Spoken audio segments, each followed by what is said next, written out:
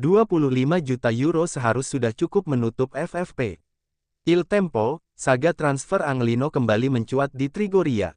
Beberapa pekan lalu, semua tampak mengarah pada pelepasan bek sayap asal Spanyol itu ke Al Hilal. Kesepakatan senilai €25 juta siap mengalir ke kas AS Roma, suntikan dana yang strategis menjelang tenggat pembukuan akhir tanggal 30 Juni dan peluang bagi klub Saudi tersebut untuk memperkuat skuad mereka jelang Piala Dunia antar klub. Namun, narasi itu mengalami jeda mendadak. Tanpa pengumuman resmi menjelang tur pramusim AS, proses negosiasi terhenti. Bukan karena ketidaktertarikan, melainkan karena pergeseran prioritas dari pihak Al Hilal. Klub yang kini dikomandoi Simone Inzaghi mengalihkan perhatian ke target dengan profil lebih tinggi, Theo Hernandez. Bek kiri tim nasional Prancis itu menjadi incaran utama, namun berkali-kali menolak tawaran dari Timur Tengah, mengisyaratkan preferensinya untuk bergabung dengan Atletico Madrid. Sayangnya, klub ibu kota Spanyol itu belum memenuhi ekspektasi finansial yang diajukan oleh AC Milan. Jika kebuntuan terkait Theo berlanjut, mata Al Hilal diyakini akan kembali tertuju pada Angelino. Nomor punggung 3 milik Giallorossi ini tetap dipandang tinggi di kawasan Teluk, seorang pemain berpengalaman dengan gaya bermain modern, yang mampu memberi nilai tambah secara taktis dan komersial.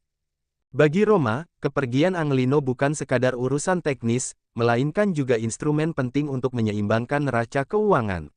Oleh sebab itu, babak selanjutnya dalam saga ini tampaknya hanya menunggu putaran negosiasi berikutnya. Roma menjual lebih dari 20.000 tiket musiman menjelang musim depan. Kampanye pembaruan tiket musiman Roma untuk musim 2025/26 berlanjut dengan kecepatan yang baik.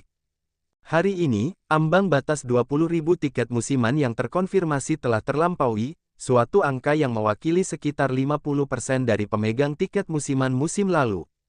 Sebuah tanda ikatan kuat dari para penggemar Giallorossi, yang menanggapi positif pembukaan prosedur pembaruan menjelang kejuaraan berikutnya. Tahun Ghisolfi di Roma, beberapa pemain bagus, namun banyak tanda tanya. Petualangan Florent Ghisolfi sebagai direktur olahraga AS Roma berakhir hanya dalam kurun satu musim. Sebuah masa singkat, namun penuh dinamika di dalam dan luar lapangan. Posisinya kini telah diambil alih oleh sosok yang tak asing dalam sepak bola Italia, Frederic Massara. Selama 12 bulan masa jabatannya di ibu kota, Ghisolfi menghadapi berbagai gejolak, dimulai dari pemecatan De Rossi dan pengunduran diri CEO Souloujou, disusul eksperimen gagal bersama Ivan Juric yang berubah menjadi titik nadir musim. Namun, sebagaimana sering terjadi dalam sepak bola, cerita ini berubah haluan drastis lewat tangan Claudio Ranieri, sang juru selamat yang memimpin kebangkitan tim di paruh akhir musim. Di balik layar, keputusan-keputusan Ghisolfi dalam pasar transfer meninggalkan warisan yang tak sepenuhnya hitam putih. Di antara beberapa manuver cemerlang dan sejumlah kesalahan strategis, berikut catatan menyeluruh mengenai operasinya.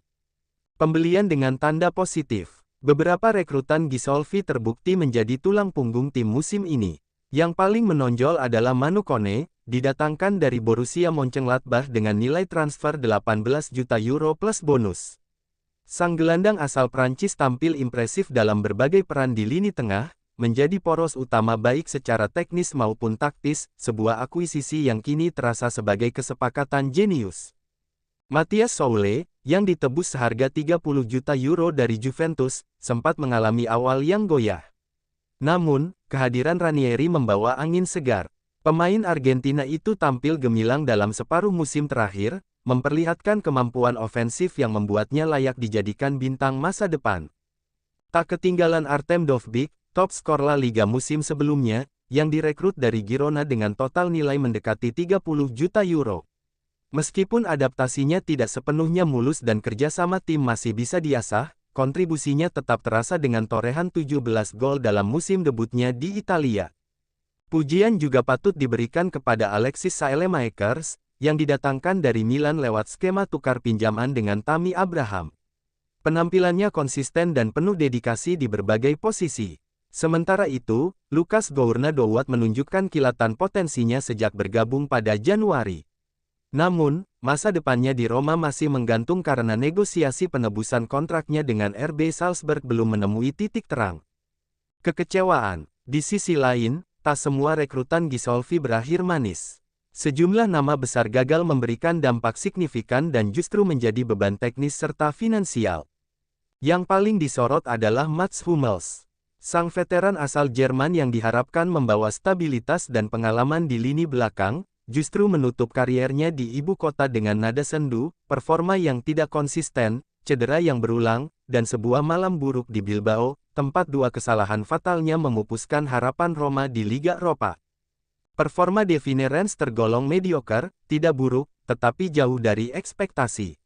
Di sisi lain, trio Victor Nelson, Salah Eddin, dan Saud Abdul Hamid tampil minim dan tidak mampu menunjukkan kapasitas mereka di level tertinggi. Meski demikian, Saud meninggalkan kesan positif lewat 1 gol melawan Braga dan kepribadiannya yang disenangi para tifosi. Yang mungkin paling disayangkan adalah Enzo Levi. Ditebus dari Rennes seharga 23 juta euro, ia gagal beradaptasi dan lebih banyak menjadi figur pinggiran. Dalam langkah cepat dan logis, Roma meminjamkannya ke Sunderland, yang kemudian menebus sang pemain dengan nilai serupa, membatasi kerugian finansial dari transfer yang gagal.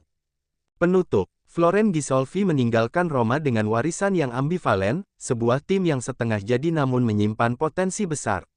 Beberapa rekrutannya telah menanamkan fondasi untuk masa depan, sementara sebagian lainnya menjadi pelajaran penting dalam manajemen risiko.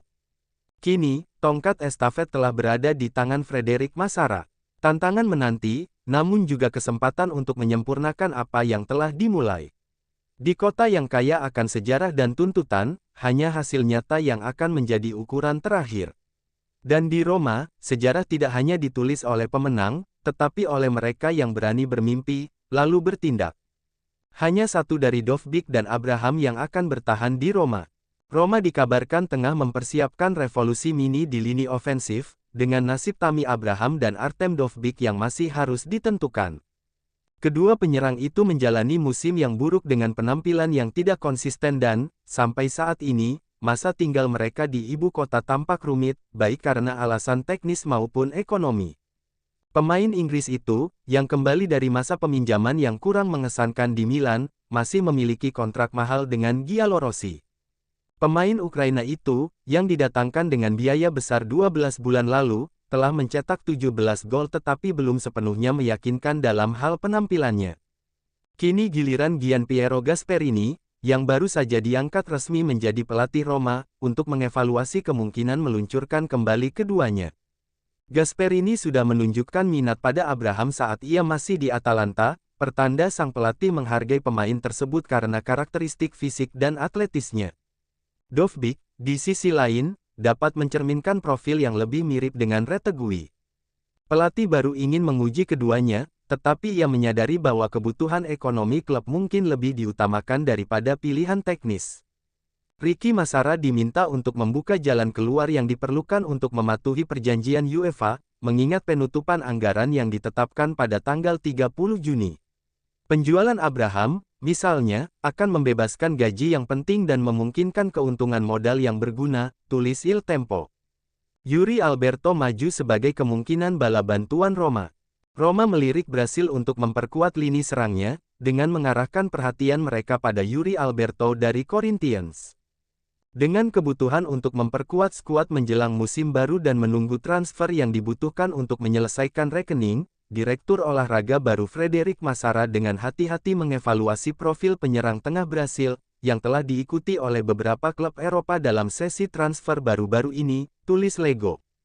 Fisik, pergerakan dan naluri mencetak gol merupakan kualitas utama yang membuat Yuri Alberto menjadi nama yang menarik bagi sepak bola Eropa.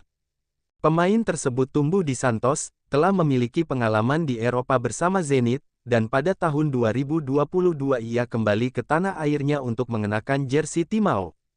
Roma perlu memperbarui serangan, seperti yang diminta Gasperini, dengan Abraham dan Dovbyk yang sama-sama terancam, klub tengah menjajaki profil yang mampu menjamin alternatif yang valid dan sesuai dengan sistem permainan sang pelatih. Dalam konteks ini, Yuri Alberto merupakan kandidat yang kredibel, meskipun negosiasinya tidak akan mudah. Corinthians menilai harga sang penyerang sekitar 20–25 juta euro, angka yang hanya bisa turun jika ada tawaran terstruktur atau penawaran teknis yang diapresiasi klub Brasil itu. Masara menganggap biaya itu tinggi, tetapi bukan hal yang mustahil jika Roma berhasil menyelesaikan penjualan yang diperlukan pada akhir bulan. Negosiasi dengan Corinthians bisa terwujud pada bulan Juli, saat Roma akan memiliki kebebasan finansial yang lebih besar untuk bermanuver. Tujuannya tetap untuk memberi Gasperini serangan baru, fungsional dengan gaya permainannya dan lebih tajam dari musim lalu.